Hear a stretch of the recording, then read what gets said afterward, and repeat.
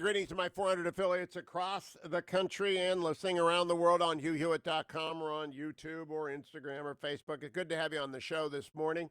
I'm joined by United States Senator Michael Braun from the great state of Indiana. Good morning, Senator. It's great to have you. I hope you and your family are well. Doing fine, Hugh, and good to be on your show again. Hey, the big headline this morning, Senator, that I began with was from the Wall Street Journal. Global stocks follow U.S. higher on coronavirus vaccine hopes. It's about Moderna, of course, and their great news on a vaccine and the 100+ other companies working on a vaccine. Maybe the economy will be back sooner than we thought, but I think the Senate has to resolve the liability for businesses, schools, and not-for-profits before we really reopen the economy. Do you agree? I think that what we saw with the stock market is not only on the vaccine, but the reopening of the economy, which has been going on kind of behind the scenes in places where people weren't buying the one-size-fits-all general lockdown. But when it comes to how the vaccine and the entrepreneurial kind of efforts behind it are taking place, I knew that was going to be a driver back when I spoke to a CEO from one of the pharmaceutical companies in Indiana. And he told me that this whole focus on testing, which is dominated, and when you're stating the obvious, that tells me that you need to go a little deeper into the argument. He said they only had the genome 4 months ago, that he's never seen the flurry of activity within his industry, not only on the vaccine, but therapeutics and testing. I think all of that is starting to be understood by the general public, which gets it better than most people think, and that's what's driving the current optimism. All of us knowing that this is a tricky virus and that there are going to be some ups and downs along the way. But I think the market is probably feeling about the way the average American is on this one. We knew a one-size-fits-all was not appropriate. Upstate New York was different from New York City. County by county, state by state across this country, I think that has been kind of the feeling on the street. A lot of that's starting to be ingrained in how people are looking at this point forward. I also believe, Senator, I'd like to get your input on this. The American people have intuited that there are categories of risk, and that one of the categories of risk involves overlapping Venn diagrams of age, obesity, heart disease. Thank God children are generally, there have been a few cases, 100 cases or so, where the virus has attacked children with an inflammatory syndrome, but thank goodness it has.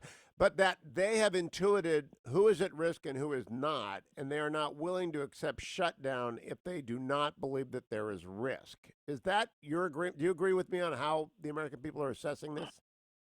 Let's talk about risk in general. As a Main Street entrepreneur, that ability to size up risk and take it fairly often while you're mitigating it is the differentiator between so many businesses that get into a rut, don't keep moving into the future in a way, because even if things are going well today in a business, you know that there's going to be risk along the way and things are going to change, and you've got to be adapting to it. So yes, I think again, Main Street has figured that out.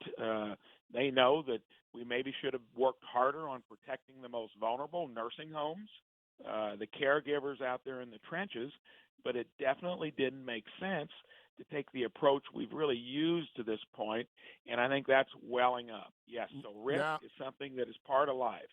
Now, risk mitigation that the Senate is involved in, and Leader McConnell has repeatedly said, is we can't expect businesses to go forth and reopen if the plaintiff's lawyer is going to be the first person through the door.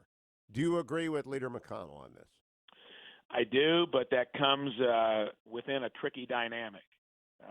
And the bargaining chip is $3.3 trillion. So when I got here, hundreds of billions were the big denomination. Now it's different. So when we're talking about doing what every small, medium, and large business is talking about, worried about in trying to be entrepreneurial, agile, and getting the economy started, it is a nation of frivolous lawsuits, but that won't come across the finish line unless there's a hefty price tag. Pelosi starting at $3.3 trillion. Many of us that are fiscal conservatives are going to have trouble paying any price for something that should be something we do anyway. So we'll have to see how that plays out. Now, the cash for cannabis bill is stupid. And I think everybody looked at the Pelosi bill. I think it just hurt every Democrat in the country because it's such a stupid bill to spend that much money on stupid things like cannabis. However, some states have been badly crippled by the loss of income tax, sales tax, property tax. People just aren't paying their taxes. They're on the brink because of shutdown. And I understand some aid for some states might be useful.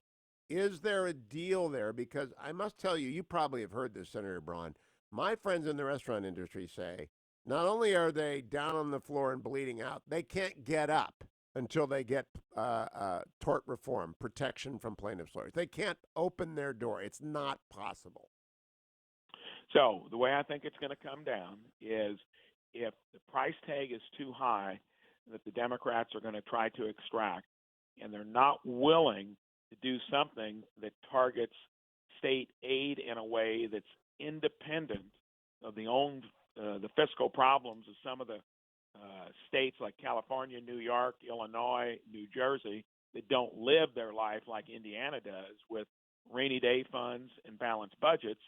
That's a possibility. In other words, it would have to account for what states in general need, maybe putting more flexibility into what we've given them already.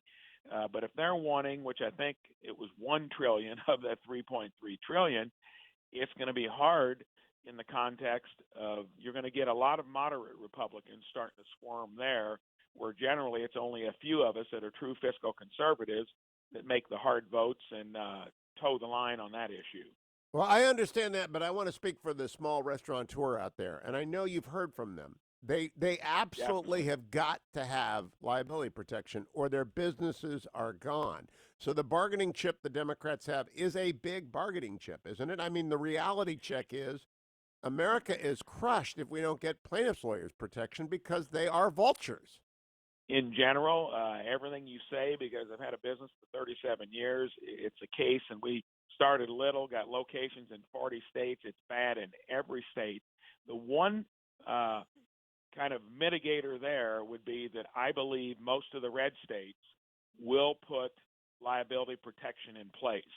So even if the feds don't do it, I'm nearly certain that that'll happen in a lot of the states. And that could be a differentiator for people, again, to see and hold your state governments accountable. Why wouldn't New York? Why wouldn't California? Why wouldn't Illinois do it? I'm feeling real good that a state like Indiana will do that, even if the feds don't. Let me push back on that argument, though, Senator. J.C. Penney went bankrupt yesterday. They may be in a red state company, but they've got a lot of stores in blue states that all just lost their employees. A restaurant chain may be in 50 different states, and it maybe have been founded in Georgia and have got restaurants all over the place. But if they close their stores in blue states, they'll go bankrupt no matter how red state oriented they are. I don't think it's a red state, blue state problem. I think it's a problem of businesses which are national receiving a national protection, not a state by state protection, but preemption on this issue, or they won't get back in the game in the red states.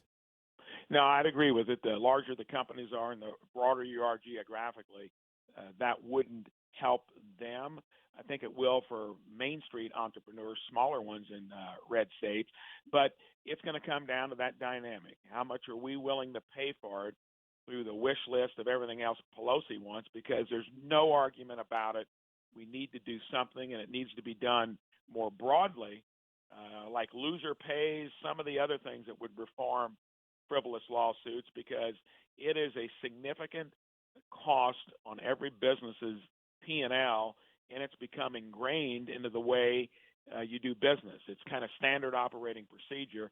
And yes, this is just bringing it to the surface, and I hope we can get it done. I hope Pelosi relents on some of this other stuff, and it's so maybe we can get it across the finish line. Is there any ability to give states the authority to use a bankruptcy code chapter? Because they really do need to discharge some of these crazy contracts with their retiree populations. Well, Hugh, here's how it's going to play out in my mind. If the smart restart doesn't occur and broadly across the country, there are going to be bankruptcies that start cascading in a way that we've never seen before. And that'll include state and local governments. And sadly, that'll be the way this thing works if we stick with kind of this plan of locking down one size fits all too much further into the future. I agree with you, Senator Braun. Good luck in getting people to talk common sense up there dealing with Speaker Pelosi. I don't know how much the possibility there is of that. Good to talk with you, Senator. Don't go anywhere, America. I'll be right back.